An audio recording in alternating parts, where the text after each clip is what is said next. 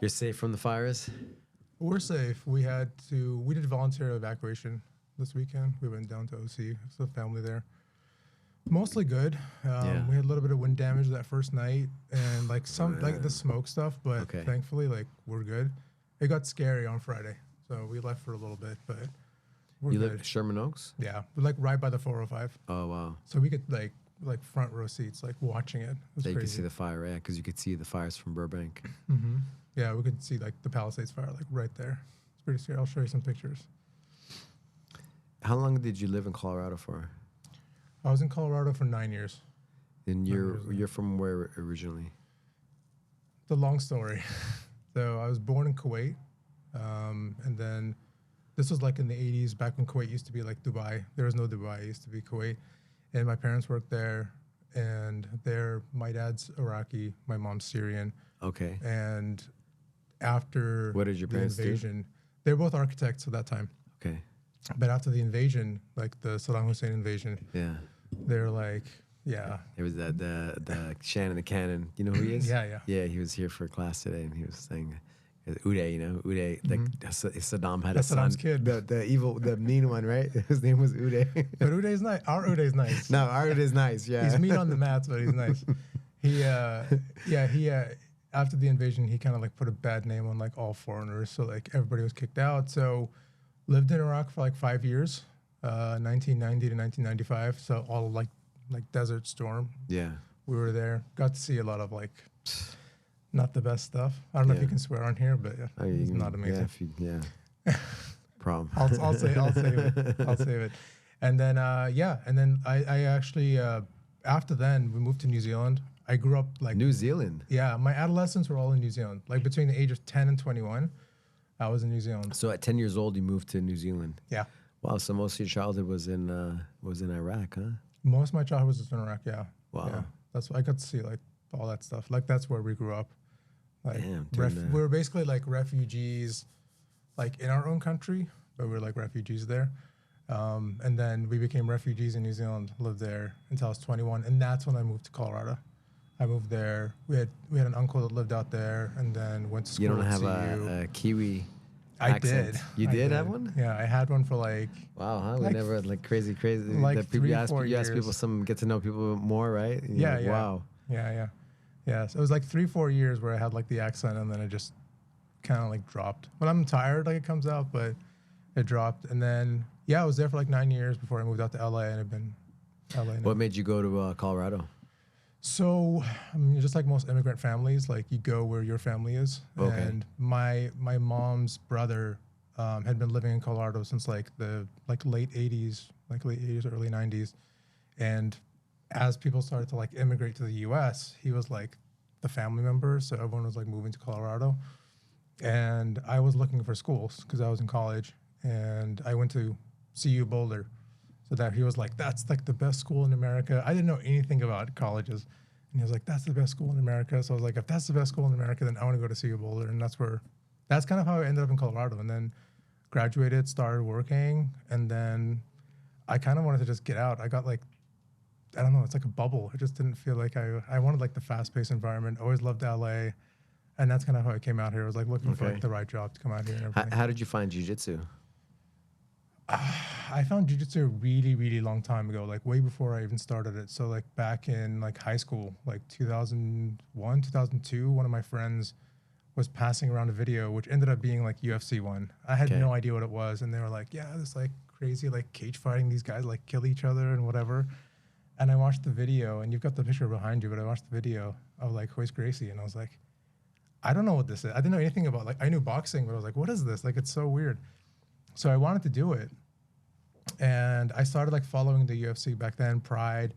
And there was this one, like Brazilian cat that was living in New Zealand that was like kind of like teaching jiu-jitsu, but there wasn't a scene. There was like no scene. Gotcha, yeah. And especially in those days. Back in those days, yeah, it was like 2001, 2002. And then I did two classes with this guy, like in a boxing ring after the boxing school had closed. It was like really weird. And then he just skipped town and disappeared and just couldn't find it again. So when I moved to the US, my goal was like, once I can afford it, I'm going to start doing it. So I went to Amal school.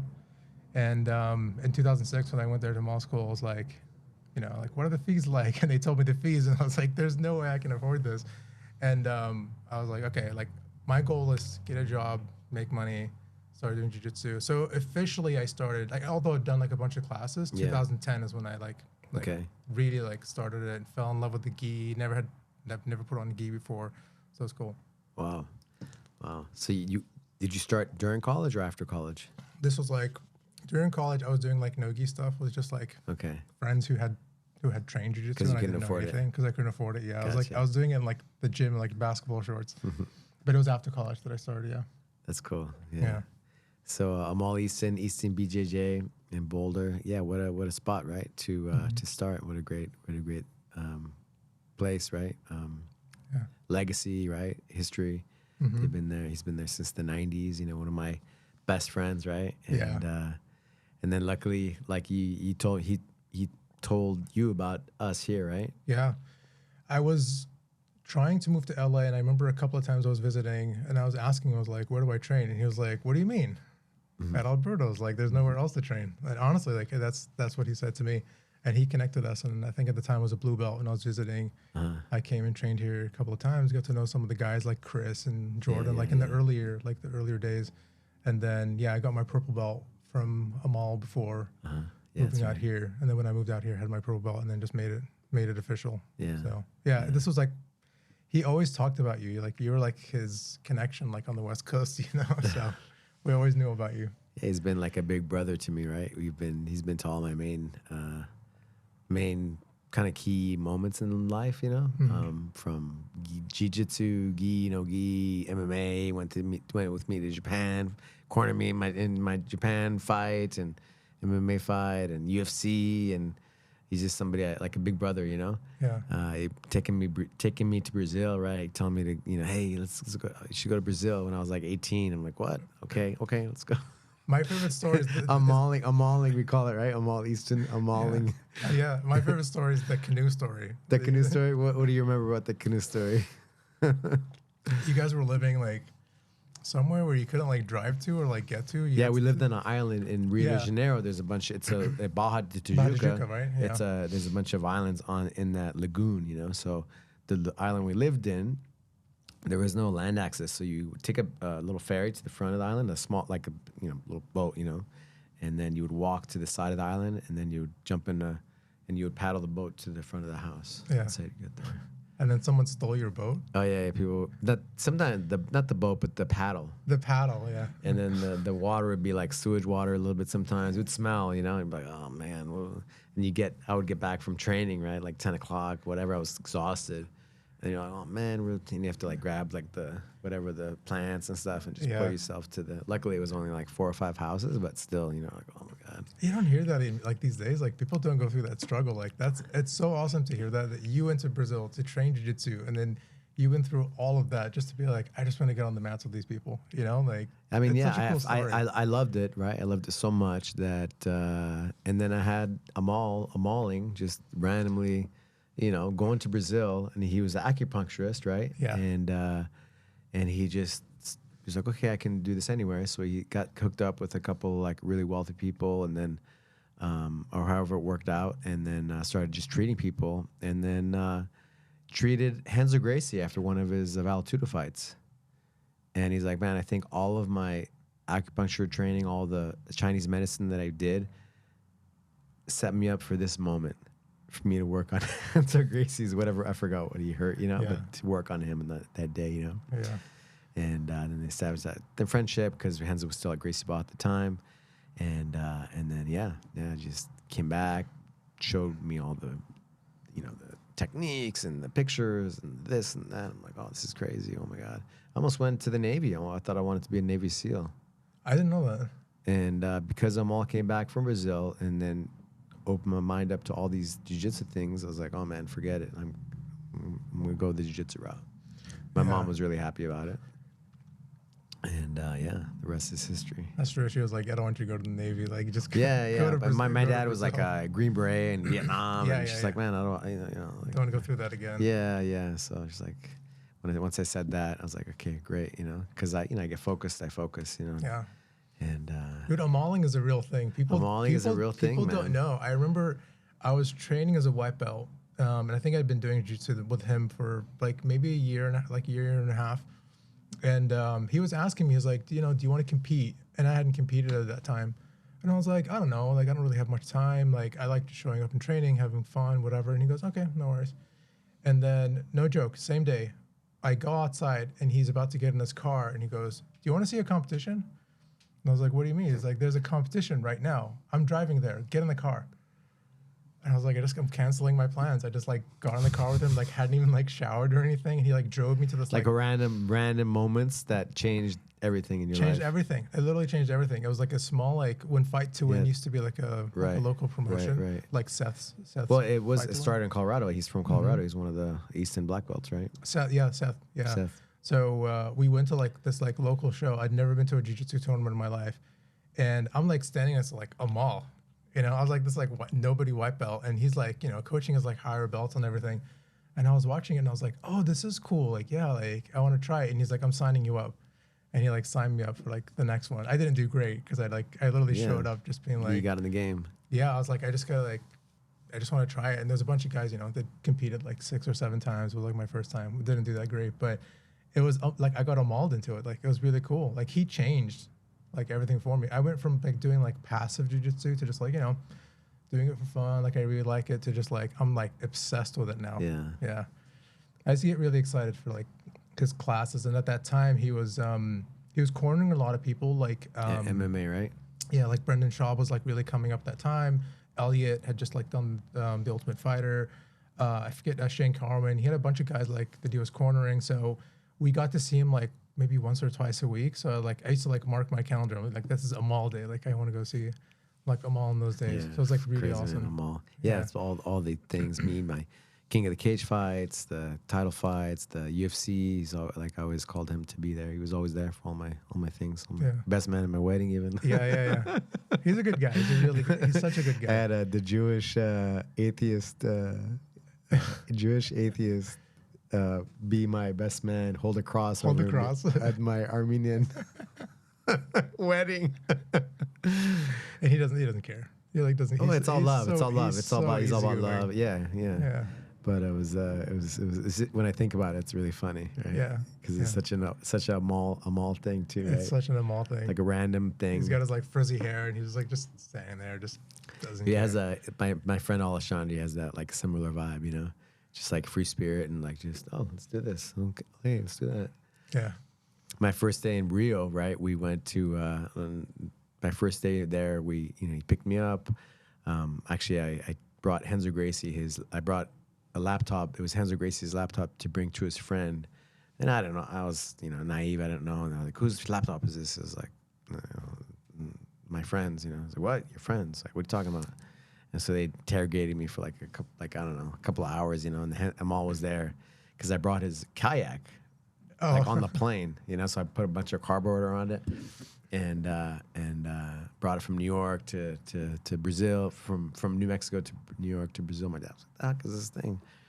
And so he wanted his kayak too, right? And so he came and got me, and I had to leave the and ended up having to leave the laptop there, but he got me out of there.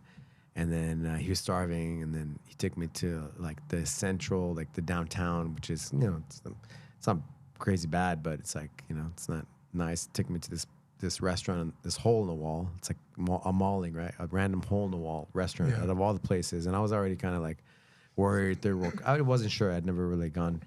You hear all these stories, right? So you're not sure. And I was very young too. And we go to this restaurant, and then the first thing I see is this like homeless guy like washing his face and like dirty, like really dirty, And the sink is like, because there they have like sinks in the middle of the restaurant, And then I get the menu, and back in the day it was before Google, before iPhones and everything else, right? But so I had got my translator dictionary, not translator, my what do you call it? Translation, my dictionary, right? Dictionary, yeah. And looked up the word, and it says like lizard tongue, I was like, lizard tongue. I was like, I'm not hungry. It's okay. That's like in the mall spot. It was just like, it was like, I don't know what it was, It was probably something else, but at the time, I was like, oh man, it's all good. It's because there's also like a lot of names for a lot of things. Right. It was like, but it was just like too much, too much, too out of the, Yeah. Too different, you know. And Yeah. Amal loves those kinds of things, you know. Oh yeah.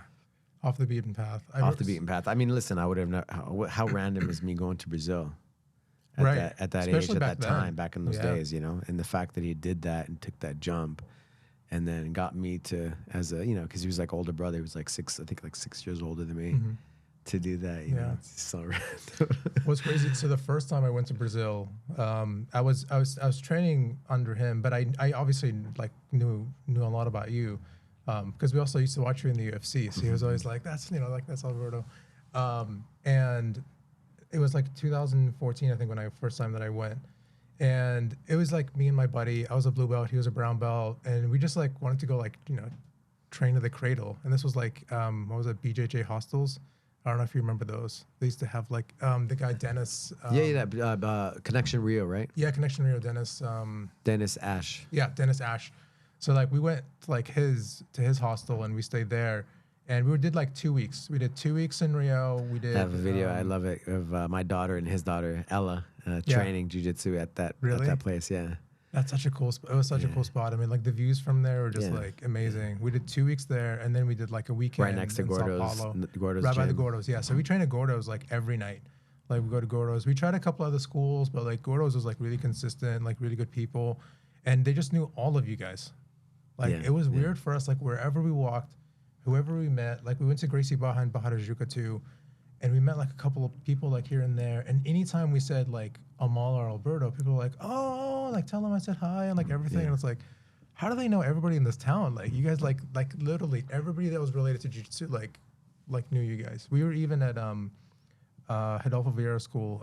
The GFT, yeah. GFT. We were at GFT, and I forget who it was. I think it was Jake McKenzie. He was like, "Oh, you have to say hello to them," and I'm like, "How do you even know them? Like, this is."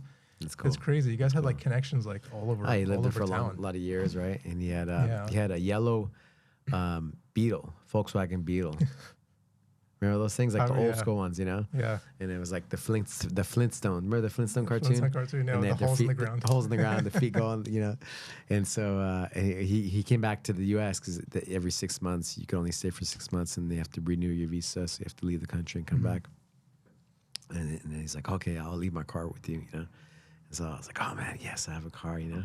Yeah. And it's so crazy, man. Just because it's like salt water everywhere. It was like by the ocean. Yeah. And the floors are like all rusted out, you know. What a My time, friends man. at the What a time, yeah. What a time. You guys had I think your generation, especially when you guys were going first guys to go to Brazil and like get to like yeah, you know, for sure. Like really like be in like the cradle, like you know, before internet really, or like before like the widespread internet. Like it's so cool to like hear that, because I always think about too. It's like, would I have done the same? I don't know. I mean, it didn't make sense. I remember waking up certain days and just looking out the window. I was in paradise, but I was like, what am I doing here? It's so random. And I didn't think I was going to be able to make a gym or do any kind of, that's the last thing I was thinking about, doing a business or whatever, you know? I was just doing it because I really loved what jiu-jitsu did for me, right? How it made me feel. And then I just got obsessed, right, with it when I started competing. And then I started seeing all the scene down in Brazil, right? Just all the tournaments, and just they had magazines. They had like a whole culture behind it. Like it was like a surf, you know, jiu-jitsu kind of just lifestyle, total Açai, you know? Yeah. And so I just, after going there, I was just like, wow, this is it, you know? This is what I want to do. I didn't know how it was going to work, you know, but I just kept going, you know? I always tell people who train, like, think of it as like a pilgrimage. Like everyone has to go to at least Rio. Like go check it out. Like go to a weekend. Yeah. Like 3-4 days. Yeah. Just so you can see how like it's different. Even though in the US, I mean, especially in like Southern California, it is everywhere. Yeah. But still you run into people who've like never heard of it. Yeah. There's no way there. Like it is like lifestyle. Like you go to an Açai spot. We were in an Açai spot on the beach in the Barra Juca. And we were grab some coconuts and walking up and down the beach, and then Nogueira is just Big Nog is just sitting right there. Yeah. And we're like, I'm just like my friend, like we have to say hi. I can't not say hi to Big Nog. He's like right there. And we said hi to him, and it turned out he owned the little the shack that was like right there, had Team Nogueira on it and everything. And I was like, wow. And he was just there, just like checking in on like one of his spots and whatever, and he took pictures with us and everything. Cool. Was like the nicest guy, but you don't see that every day, you know? So it's like, I always tell people, like, just go check it out. Just That was great. while You went. can. You went at those times, right? And like, Yeah. since then, I think Dennis has moved to Oregon, and He things has, have yeah. shifted a lot. Like once they moved the World Championships, like for Jiu-Jitsu at least, to the U.S., like in 2007, things a lot of people have moved over here, and it's a different scene now, right? It's a different It's scene. different, yeah. So just it's still cool and it's amazing now, as well. But it's different, right? It's different. Yeah. The different ages, like the times I went in the '90s to the Way to different. the 2000s, probably when you went, or Yeah. teens, whenever it was, Yeah. I went like 2014, 2014, 2015, and then 2017 I went back. I wanted to see the south of Brazil. Went to like Curitiba. Yeah, I yeah, went yeah. Sao Paulo again. I stopped by Rio because like you have to. I did like 2 days in I Rio. was telling Kevin because he's gonna go to Brazil this year. Oh, he is? Yeah, Yeah, but young he's gonna man. stop Like, in you gotta, Rio. you gotta go. Like, well, enjoy it, man. Enjoy it. It's a beautiful place. Drew just went. He just got back. Like, Oh, he did? Yeah, a couple He's days ago. Super tan now. What's that? he's super tan, He's like, oh, we gotta talk, man. We gotta Yeah. talk. Okay. Like, hey, man, I had the best time ever, man. It was amazing. Thanks for all the spots, man. Oh, man, I'm He tired. found his way. He found his own way. I'm sure he did. Sure he did. So, yeah, and when I went to Curitiba, that He's was gonna like, tell me. Go ahead. I was Sorry. gonna say it's just like a different like vibe. Like people don't realize too, Brazil is so massive. So big, yeah. like The every north, you have the Amazon and all the northern Yeah. kind of states. We went to You actually have went the to south, which is all like Germans. it's and it like looks Germans, yeah. Germans and It's like Europe. Italians. Yeah, it's like It's Europe. crazy, yeah. Like we were in Sao Paulo. I forget the name of the neighborhood. The one with like all the graffiti, and it was like predominantly like Italians, like people with Italian passports. Like, Yeah. it was nuts. I've been to Salvador too, and Salvador is another like yeah. like wild place. Like But they it's have the so carnival, like the different. carnival, and like Yeah. a lot of the Yeah, I was there for Carnival once in Rio, in Sao Paulo, and I was like, I don't know how people do this like every year. in Rio. It's insane. I went. It is insane. I was there the first time. Of course, I was there with Amal. We went to a small town inside of, I think, Minas Gerais, where Belo Horizonte. And then the second year, I went to also a smaller town in Minas Gerais with a bunch of friends. And then I made sure I didn't go after that because I went to the U.S. because it's like 1 week of just, It's insane. yeah. It's insane. I don't know how they do. Like I don't It's know like how for people 1 do week, and everything closes. The whole country is pretty much shut. it. Yeah, I don't know how people do it. They like, it's just like in their culture, I guess. Like they do it just like every year. But like for us, it's like it's a major shock. And then they have a pre-carnival, like 2 days before. They like it's almost like they like do a dry run just to see like how it's gonna go, and people still party like. I mean, really hard. it's a world cultural experience, right? Yeah. The Yeah. Brazil Carnival, and just that it's like a world renowned, world celebrated thing, right? Yeah. Of course, Carnival is, but just the Brazil version. The right? Brazil version. It's not like no one can match that. Like no one can match the Brazil version. Yeah. Samba and Oh, just everything samba. they Yeah. have. It's Just so everything, right? Just they have these trucks with like dancers on them and music and big old speakers, right? Mm-hmm. And these circles, and you stay inside this. It's just like it's an experience. You have to go to see. Yeah. I've never seen anything like it. At least here in the U.S. Like nothing like that. It's different. It's different.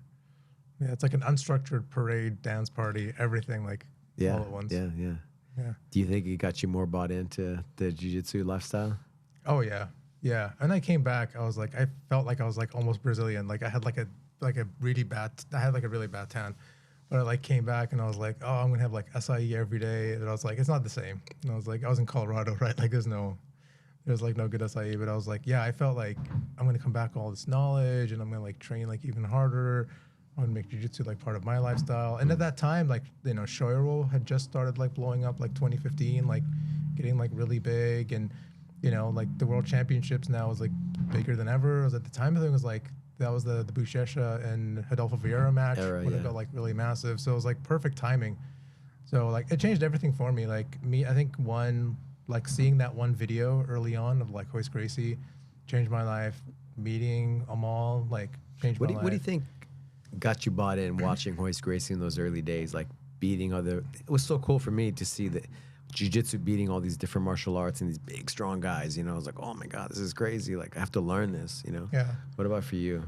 I think what was really interesting for me is that I had seen like I grew up in New Zealand. New Zealand is full of there's a lot of like not anarchy, but there's a lot of like fighting. Like my high school was just like all fighting, and it was people just like fist fighting like all the time.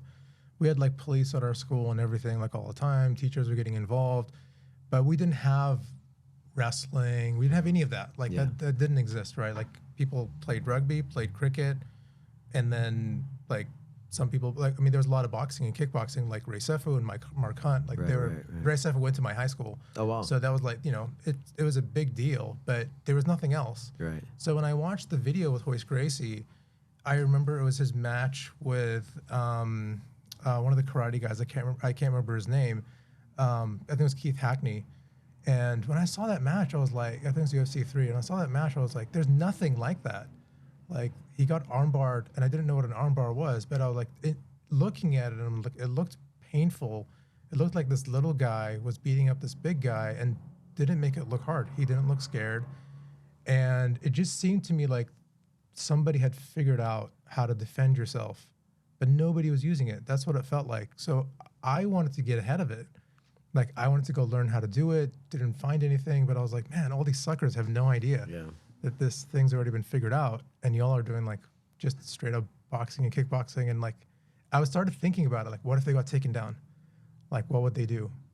And of all people, it's like when fights start, usually they hit the ground. Yeah. And then what happens?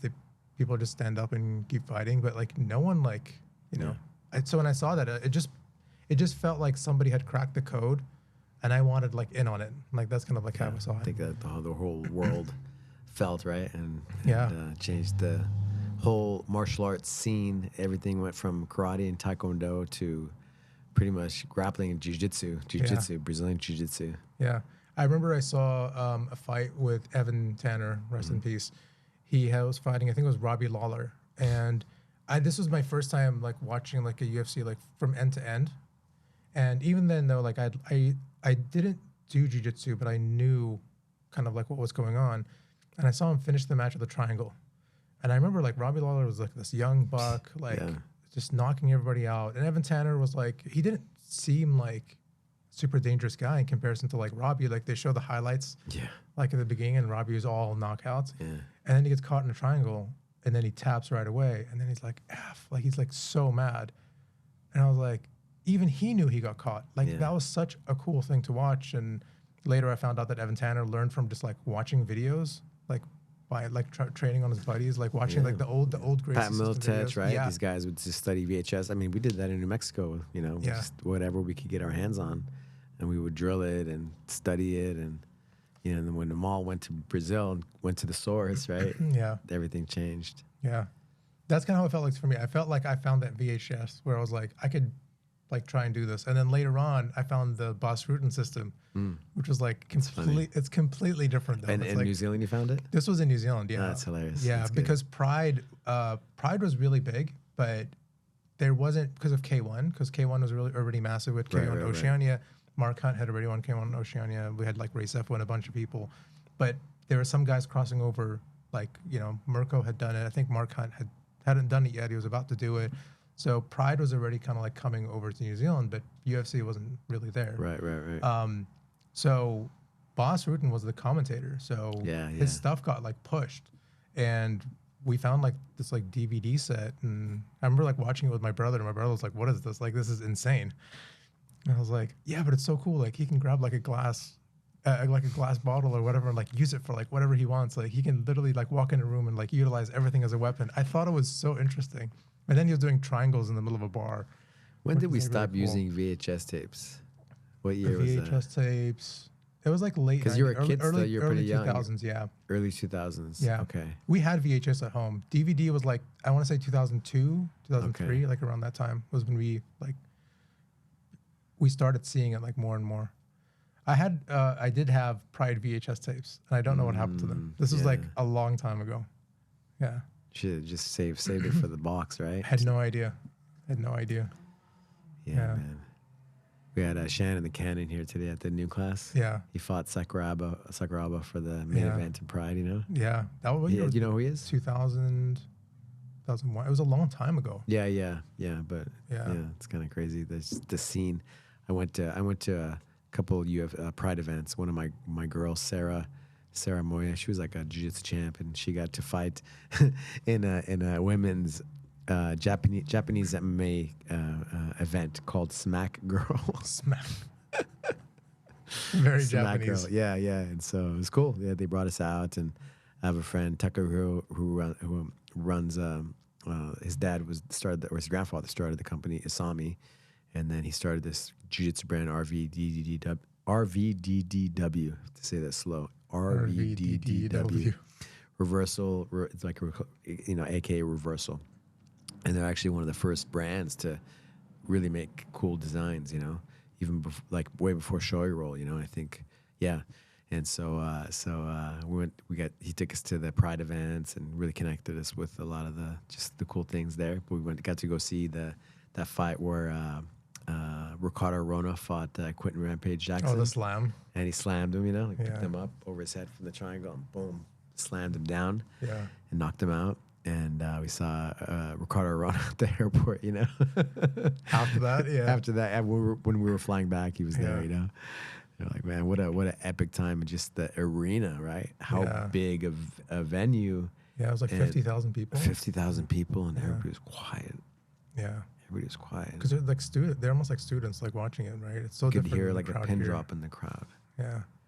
Yeah. I mean, that was a different time. I miss Pride. I mean, Pride was awesome. Like, Rampage was one of my heroes. Like, watching him, like, he was just like, I mean, just the fact that he could like pick up people and slam them, I was like, that was so cool. Nobody else really did it, And then I think his first fight was against Sakuraba, and I remember watching that one. Yeah, yeah. And we were watching that one live. Sakuraba tried to arm, right? He would just pick him up and throw him down. And he kept doing it and doing it and doing it, and then he got tired, and then Sakuraba got his back and like got the choke. But I was like, this guy keeps like throwing him around. It was like so cool to like watch him. And then he fought Igor, did the same thing, just kept picking up Igor every time he grabbed his arm and like throwing him around. He was like such a cool guy to watch. He was like the action hero of like MMA at that time. I remember the announcing, right? It was Boss Rutan and Boss Rutan and not Mario. That was later. Morello. No, there was. Oh my God, sorry, brother. He lives here in Burbank. Oh. The fight. Not fights. Doctor or scientist. He had a name like that, right? Something like the fight. Fight professor. Fight professor. Yeah. I can see him.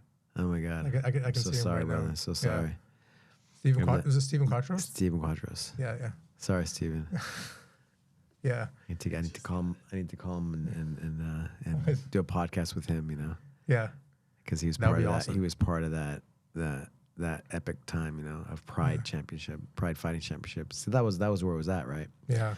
Stephen Quadros and Boss Root, and that combination, those two guys was like crazy, Yeah. And then I remember like watching when Renzo Gracie finally fought Sakuraba, right? Mm-hmm.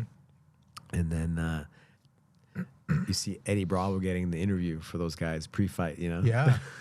You're like, what? Such a good show. Like they just knew how to like put it together. Yeah, man. Yeah. And also they would do like Boss and like Steven would have like their chats between fights. And yeah. It was funny. Yeah. They had like post production too. Like they were like in a ring and having like, fun, right? Stuff like it was so cool. Yeah, and there was like Boss, like of course, like cracking jokes, and like Kevin Randleman shows up, or like Randy Couture shows up. Like it was so much fun. Like it was watching it from end to end. It just seemed like they put a show together for you. Like I love the UFCs today, but it does feel like you're just like you're watching the fights.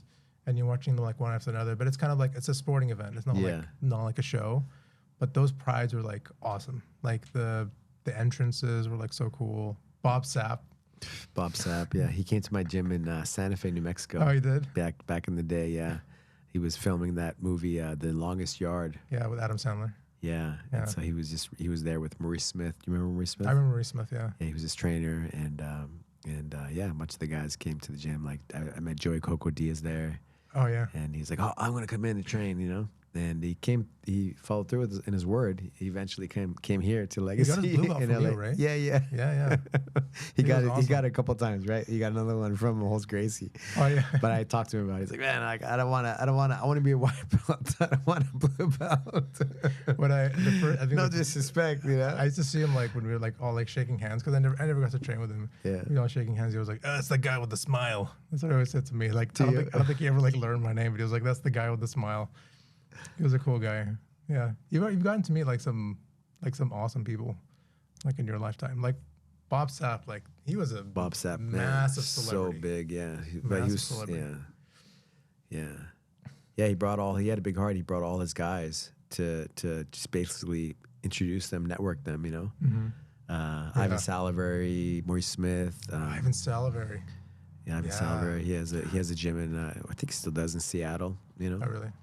I remember was it? I think it was Tony Strickland that he fought, and he had the body triangle on him. And we're all like, our minds were blown. I had no idea what a body triangle was. I was like, my mind was blown. It was so cool. Yeah, and they were doing, because it was early days, right? It was 2004-ish, maybe. Around there, yeah. Around 3, that, 4, yeah.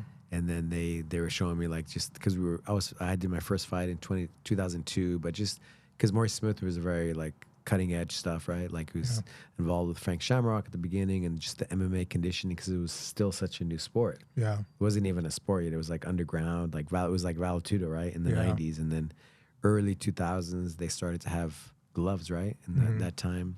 I think when he fought, there was already gloves. He was like the leg kick guy, so I don't remember. Maurice Smith? Yeah. And then he had that fight with, I don't know if you remember, but, like first it was horse Gracie. Yeah. And then the wrestlers started to come in and ground pound and win with like Coleman, Mark Coleman, right? And that was the era. And then Maurice Smith came in as a kickboxer and sprawled and brawled, right? Yeah. And ended up head kicking Mark Coleman to win the UFC championship, right? Yeah. And that changed that era. It was like a kind of like, well, okay, kickboxing's back. Yeah. So it's cool that you met him then too, like at that time. Yeah. I got some pictures, and it should go into my stuff. It's a cool time. Yeah. It's nice. It's nice to see that MMA is like so massive now, but I don't think people realize how massive it also was, like back then, especially for like us, like super fans. Like, I mean, you're talking about the Pride Championship, the fight, every Pride, you couldn't wait, right, for the next Pride. Oh yeah. Event, right? Yeah. And then what would happen for you for the next Pride events? I mean, in Colorado, for example. Like, so I mean, I remember like for the Pride events, like what was the one with like the 2003 elimination, whatever it was, where it was like they were doing like the super fights, and then they were doing like one massive tournament. So there was like 3 Prides or 2 Prides before then, where they're doing like the qualifiers and whatever to like set them up, and they used to do them on New Year's Eve. And obviously, the biggest fights were on New Year's Eve. Yeah, and people don't think about that here because they think that like New Year's Eve is a day where stuff closes down, like don't plan anything because people are gonna like go out or like do whatever. But everybody, like their New Year's Eve plans were to stay up to watch Pride. Like that was the thing, and we were on the same time zone as Pride back then, so like same as Japan. Sorry, so we didn't have to like stay up like in the middle of the night, but we watched it like proper time, and it was a long show. Yeah. But man, we watched every piece of it, right? Every piece every of minute, it, yeah, end to end. We wanted to see the beginning, like Boss and Steven like get into like their little shticks and like whatever. Like we wanted to see all that. We wanted to see the fight setups, the interview videos they did before then, like the cool comic stuff that they used to do every now and then. And then like the fight was always awesome. Like they were never like boring. I don't really remember boring fights in Pride. Maybe I'm just remembering the good times, but no, it's true. Awesome. It's true. They didn't test for steroids, right? Oh yeah. What is it? They used to say that like it was like they just so you know we're not testing. So like, but it was but the way they did it was kind of like WWE, right? Like pro wrestling in a way. Yeah. They understood like the promotion side of it, and I mean, that's a part of it, right? That's a part of it, and UFC does, right? They're the same company now, right? They are the same company now, yeah. But they really did it, and they understood, I think, right? But they did a lot of pro wrestling in their shows, right, in Japan, and they combined a lot of those organizations so they could get all those guys together, like having pro wrestlers fight MMA guys and them fighting kickboxers, and so it made it like a spectacle, right? Yeah, I remember at the time we used to watch Pride, and we loved Pride, and Pride was like the thing that we waited like all the time for. We knew of the UFC, but we didn't like keep up with the schedule. We didn't have it yet in New Zealand, like it wasn't yet available. Well, it went like underground until for like 2000, was it 5-ish? 4? I don't know when it came back. Like around 4. When Spike TV came on TV here. That was 5. Yeah. 5. Whenever that happened, then you start to see more of it, right? Yeah, And but then for a while it did disappear. Yeah, like the Tito era, most people never saw it. Yeah. Because it was basically underground. Underground. But yeah. I remember when they used to have like Pride people come over to the UFC before the merger, Yeah. like Anderson Silva. Like when Anderson Silva was coming on and he was fighting Chris Lieben, that was like right after the first Ultimate Fighter. Like the UFC had blown up already. Like they already had like the Forest fight. It was like That was pretty what? That big. was 2005, right? That one. It was that was 5. I don't know when Silva was at the 6 or 7 maybe. So it was like just he had a little bit of time. Like he came in. You're like like a fight fact. What do you call it? Historian. You know, it's pretty cool. I mean, I kind of nerd out on these things. Oh, you know? yeah, And it's same. cool talking to you because you're like remembering all the dates and the years and. I mean, I nerded out on it. I never watched Jiu-Jitsu, even though like when I started doing Jiu-Jitsu, like I never followed Jiu-Jitsu, and Okay. and I don't know why, because I used to compete. When I competed, like I had fun, but it was more like with my gym, with my friends. Yeah. But to me, like I used to wait for like the next UFC, used to wait for the next Pride. So like Anderson Silva making his UFC debut, to me, it was like people don't realize how big of a deal this was. Yeah, like I yeah. felt like a nerd, Yeah. like watching it. Like they put him against Chris Lieben. I think it was like a fight night, so it was like one that was on Spike TV. It wasn't like a big deal, but like for all the hardcore fans and anybody that used to watch Pride, or saw like Cage Rage when he was like knocking Tony Ferkland out with like a back elbow and that kind of stuff, we all knew this was gonna be like this famous dude. Like he was gonna like kick some ass, and he came in. That one round, whatever, like less than a minute with Chris Lieben was like, altering for like MMA. Like that changed MMA. He was the first guy to like really come from Japan and just like put on a clinic. And then after the merger, like Mirko came, Shogun came. They both didn't do well in their debuts. Eventually, like they earned their cred, but he was like the first guy that came and like kind of like merged that world. And to me, that's when the UFC got interesting, because I started seeing the fights get more interesting. But before that, I don't remember like these stars, fights. Right? These stars in the UFC. Yeah. It was Tito and Chuck. That were exciting to Yeah, but if Tito and Chuck see. were not fighting, like I don't remember people being like, oh yeah, there's like this big like UFC going on. Like they were the 2 stars. That was pretty much it. And then after then, it just blew up. But Pride before then was like, that was the mainstay. Like that's what everybody watched. Man, it's funny. I usually talk about your background and stuff when you started going off on all the MMA. How important do you think it is to have like MMA connected to jiu-jitsu? Because there's MMA schools and there's jiu-jitsu schools that also have MMA interconnected with it. Like, what's your recommendation for like a friend to start getting involved in Again, martial arts. martial arts? Yeah. Yeah. I always tell people, don't jump straight into a boxing gym, because they have different cadences, right? Like a lot of them will just throw you into sparring like on day one. But in jiu-jitsu, I think it's a more tailored approach, right? Like it's built for the smaller person. We take care of people, especially if it's like, somebody's wife or girlfriend trying to get into a workout. I'm not going to send her to like a boxing gym that I don't know. But if she goes to like any jiu-jitsu academy, for the most part, like you'll get like taken care of. So I always tell people like jiu-jitsu is actually a pretty good place to start, especially if you have no experience. Like maybe you're not athletic, you didn't play sports, or you never did wrestling, you never like boxed, didn't do anything. I think jiu-jitsu is a really good program to just start and then like see how you do. And then most schools, like obviously like our school, we have kickboxing, we have, MMA, and then TAC-FIT and a bunch of other programs. So I think that if you go to a just straight up jiu-jitsu school with nothing else, you're kind of limited. You at least have options like in other places that you go. But I think jiu-jitsu is always a good place to start. Like I don't see myself as like a fighter or like the type of person who like would intimidate somebody on the street kind of thing, like I don't see myself as like a fighter. But when I started jiu-jitsu, I thought that it was supposed to be like that. And then when I started doing it, like the nerdier guys, like the Mikeys of the world were like Mitsumishis, like they were the guys that were like whipping everybody's butt, and they knew how to take care of themselves like on the street. And that's kind of like how I always like approach it with people. I'm like, it's a good place to start. Like it's a good place to just go put on a gi, try a first class. They're going to show you how to fall. They're going to show you how to like tap out, like all the very important stuff. Yeah. Things that you never think about. Learning how to fall, right? Learning how to fall. That's Learning like, how to get up too, how to stand up, right? How to Safely. stand up. Yeah, exactly. Like push the knee, like all like the Getting up in basic base, stuff, right? Getting up in base. And then like the idea of like shrimping out, people don't even think about that. They just lay on their back. Like they don't know very basic things. Where if you go to a boxing class, they'll show you how to throw a punch, but what if you never get the chance to throw that punch? And also, throwing a punch is not self-defense, right? If you want to be like defensive, you should learn how to like not get hit, and then how to take someone down, or just be able to like defend yourself. And also, I think that it's more fair. Like, people of all ages could literally do it, right? We have like Alan. Yeah. And then we have almost 80 years old, still on the mat, right? Exactly. I mean, how many Competing how even, many right? sports? How many sports can do that, right? I can't think of another one where you could literally do that. Yeah, like wrestling, judo, all these so many people, like so many. The jiu-jitsu is growing so much, right? In the master divisions, you can always keep going. Like Chris is, Chris, Akko, all these guys. Like so many people, right? They're chasing that world championship, and it's legit too, right?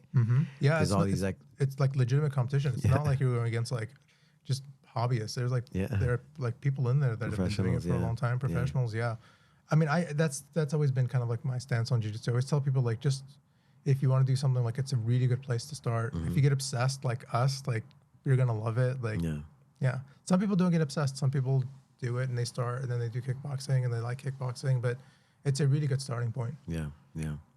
What has training jiu-jitsu done for your life? People always like say like, oh, jiu-jitsu saved my life and whatever. Like, to me, it totally did. When I first started training at Amal's, like, I was going through like a lot of stuff, like mental stuff. Like, I was going through like a really hard time. And, I was straight out of school, like working a lot, and I didn't have an outlet in life, like my big thing in Colorado was outdoors, like go out hiking, like whatever, but I didn't have like a proper outlet. And then when I started doing jiu-jitsu and I got really obsessed with it, I remember like I bought my first shoyo roll, and I never imagined I would spend money on a gi kind of thing, like, and I got really obsessed. It really like helped me build like discipline in my life. I didn't really have that kind of discipline where I had to think about, like, if I didn't go to bed on time, I'm going to struggle training tomorrow. Like, those types of things you don't even like think about, because in jiu-jitsu you have to have your, pardon my French, your shit together, right? Yeah. Like, you don't want to get like ducks in a row, choked out or whatever. Yeah, exactly. Get your like ducks in a row. I didn't have anything like that in my life. And when I started doing jiu-jitsu more often too, it's like there's a schedule too. Like Monday nights you do this, Friday nights you do, etc. Saturday mornings are like Amal days. Like, those are the days where we went to train with Amal. So I made sure that like I was ready on Saturday morning to go and train so I can see Amal. Like, there was like that, to me, type of cadence that I don't like really have in my life. And then it was discipline like after that. Like, people don't realize when they first start doing jiu-jitsu that you're building character more than you're just doing like a physical like activity. Like, the first time you get tapped by a small person, like, especially when you don't know what you're doing, you're like, the first thing you think about is like, oh wow, like they're just born with it. Like, it's just like a talent thing, right? And then at some point you do that to somebody else. When that like aha like clicks, that's because you built that discipline. Like, you built that like within yourself. You did that yourself. You trained yourself. You got to the point where you're now doing that. And then it's like, it's not that they got lucky, that they worked hard and they got to it. So for me, during that time when I was going through like a lot of like my personal stuff, like this, mental stuff, I found like a purpose, like a really good purpose. And the community that was there was really awesome too, because like if you do jiu-jitsu, all of a sudden all your friends are like jiu-jitsu friends. And then like all of a sudden you're going family, out. right? Exactly. Yeah. It becomes like your family, because when you go compete, you guys all go together as a team. You win and lose as a team. You come home as a team. We used to go to like dinner after. I remember we used to like go weigh in and then like go eat. Fight like the fight to wins, and then like afterwards we go compete, and then after that, no matter what, we won, we lost, like Amal would take us out, or we would go somewhere like the rest of the people, and then you built that community. And then we used to go watch UFCs together. Like, I remember we used to get together as like these nerdy groups of people to go watch like the UFC in the early days, where like not a lot of people were watching it, and that was like built like a super, I think, strong community. Like, if I look at all my friends right now, I have work friends, I have jiu-jitsu friends, and then I have my wife's friends. But that's pretty much it. Like, that's what it comes down to, because there is so much community there. And there's no sport like that. I don't care what people say. Like, there's no sport like that. I played soccer as a kid, played rugby, done everything. Not like this. Like, nothing like this. Yeah. Yeah. Yeah, I think part of it's that, the Brazilian jiu-jitsu, I think definitely has helped, Yeah. And you could probably speak on that a little bit, going to Brazil and experiencing how the people are, and the culture is, right? Yeah, I mean, a lot of people don't know, but when you train jiu-jitsu, like some people in the US, they'll come into class and then they're just trying to like go home as soon as possible. They usually don't talk to people, like whatever. But in Brazil, it's not like that. Like people go to class, they, you know, you do the warm up, you do the actual class, and then afterwards, people roll, and then afterwards they tell you you can stay as long as you want. Like no one's like shutting the school. And some people just like between rolls just sit and like talk, and it's like community. Like it's community. And we did that too. And we got to learn like so many cool things about so many people. And there were people that just like wanted to practice their English. So they just wanted to like talk to us and like tell us, you know, their story of jiu-jitsu, their story about like Rio or like Sao Paulo or like whatever. And they would give us like recommendations. And all of a sudden it's like, I went to class at 6, now it's like 10 p.m. Like I spent my night on the mats, like talking to people. Like there's a big community thing there. And then afterwards people want to go get Açai. Yeah. They'll go watch like, you know, other people compete or like do whatever. It is a pretty big, like it's part of like the community. It's not just a thing that you just go and do and go home. Lift some weights, Yeah, hang out, social, yeah, exactly. You know, we talked a lot your youth and growing up, and we all I met you when you were, you know, purple belt when you came in, and the years go by, right? And that's it's what a blessing to see a lot of my black belts with kids now and having families, and like the biggest honor, right, is for me to have some of those guys bring their kids in, you know, to train jiu-jitsu. You know, like, oh man, it's like you can say all the words you want, but that just them doing that act is crazy, you know. It's like, but what an honor, and even me talking about it, I get emotional about it. Yeah. But you're a family man, father, you know. So could you talk a little bit about your where you're at now in life? Yeah. So my wife and I just celebrated our 5-year anniversary. Congratulations. Yeah, thank you. And our kid's going to be 2 coming up here in April. I'm just waiting for the day where it's like he's old enough to bring him into class, because I want to show him, you know, like jiu-jitsu. He's still obviously young, but yeah, we have, you know, our, you know, baby boy. He's like everything to me. Like I get excited to go like pick him up from daycare. Because when I pick him up from daycare, like, you know, it's like, it's such a weird relationship. And I didn't have a good relationship with my dad. He was never really in my life. And, you know, don't have to like go too far into that. But I just like think about like that bond that we have with our kids. And I don't feel like I ever had that. And I want him to like have that bond with me too. And I want to share a lot with him, including like jiu-jitsu and just like my experiences in life. And it is very different. Like the time when I first met you, I was like, you know, coming to LA, trying to like figure out my life. I was grinding at work, like working day and night. And when I wasn't there, I was here, like on the mats, like training as much as possible with you, like Joey, just like whoever was around, you know. And then now life's, you know, very different. Yeah, like, you know, married, you know, I have an executive job. I don't have like that much time. And now it's like I'm trying to get jiu-jitsu in when I can, but I'm keeping that community. Like whenever you see somebody, like don't walk by and don't say hello. Like go out of your way to like say hello to someone. Like if I see you downstairs, I was like, hey, Omar, let's go upstairs. We were talking to people, catching up, and you know, exactly. I see, you know, like I saw Eric. I hadn't seen Eric in a long time. I was like, it'd be a shame if I didn't say hey to him. Yeah, exactly. It'd be a shame if I didn't hey to him. So that's kind of like the life that like we're at now. But honestly, like jiu-jitsu plays a big part of that too, because the place where I am now personally, the discipline that I have, you know, like something as simple as like controlling your anger. Like you learn that in jiu-jitsu, right? It's like when someone has like a full rear naked on you, you could freak out and get choked out, or you can like calm down and figure out how to get out of it. Like 2-on-1, work your way out, breathe. That applies to life. And now that I'm a dad, I deal with like little tantrums. I'm a husband, deal with like a bunch of stuff. I'm, you know, higher in my career, have to deal with a bunch of stuff. Like I can't not say that jiu-jitsu had a big part to play in that. So life's different, but somewhat like the same. Yeah. Like it's not that different. The policies that I apply are still the same. But it's amazing. It's like being a dad has been like mind blowing for me. You know, like I see you with your kids, you know, like giving them their blue belts. Like that was like so cool to see. And like I hope that I can get to that level one day. And you know, I think we all like see each other, and we, you know, we're all amazed that we can do that. Like right? Chris with his, you know, him tying the belts on his kids. Yeah, seeing that, just being a part of that, and man, like. Yeah. Life doesn't get better, you know. It doesn't. Like, no, it really doesn't. We're so lucky. Yeah. We're so lucky. Yeah. Well, thank you, brother, for making the time and coming up. And is there anything else you wanna do we not? I mean, To touch on.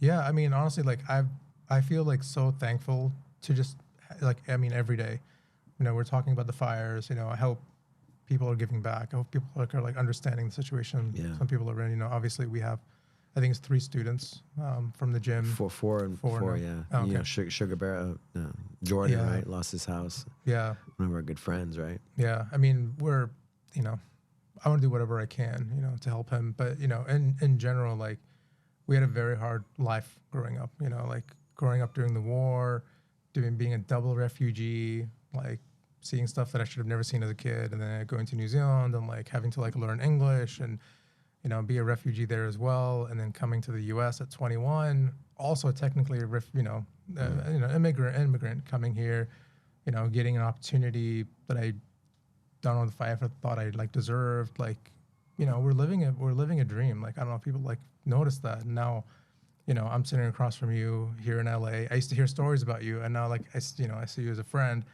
and there's like nothing in my life that I'm not thankful for. Like I have everything that I need. I have everything, and like you kind of brought it full circle. Like I have my son.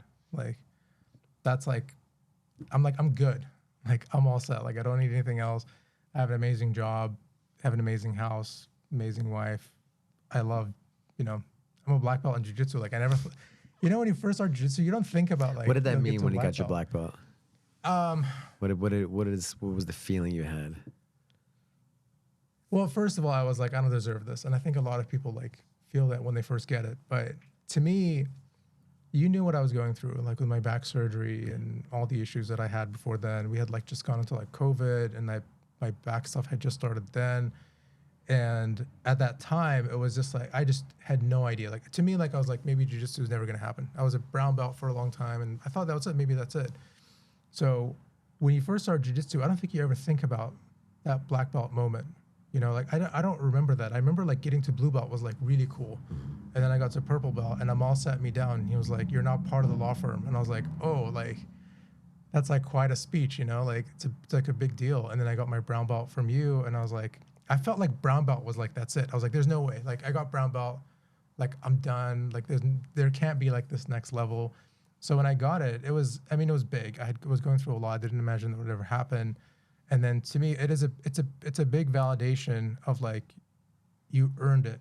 I spent more than 10 years training jiu-jitsu, more than I think 8 years under you. And no, actually, sorry, more. It's more like 12, 13 years, 8 years under yourself and 5 years under Amal. And it felt like there was like it's a validation step, but at the same time, I'm like, this doesn't mean it's over. Like it's the start of like a new thing. And now every time like, you know, I come to train, there's so many people that are just like, "Oh, professor," and I'm like, you know, like, don't call me professor. Like I'm still like the same guy. You're probably gonna kick my butt too. Like it'll be okay. But to me, it's just like, you know, it's just another step. But I never imagined that like it would ever happen. It's one of those like milestones in life. Getting married, buying a house, having a kid, getting that dream job, getting your black belt in jiu-jitsu. It's like not a thing you just like buy, right? Like you have to like earn it. So like to me, it's an honor. Like it's a big honor. Yeah. Awesome, man. And I love that I got it from you. You know, like that's like how many people can like really say that, you know? So it's awesome. Thank you, brother. Thank you, man. Thank you for everything and thank you, Professor. who you are. Appreciate you. Appreciate you.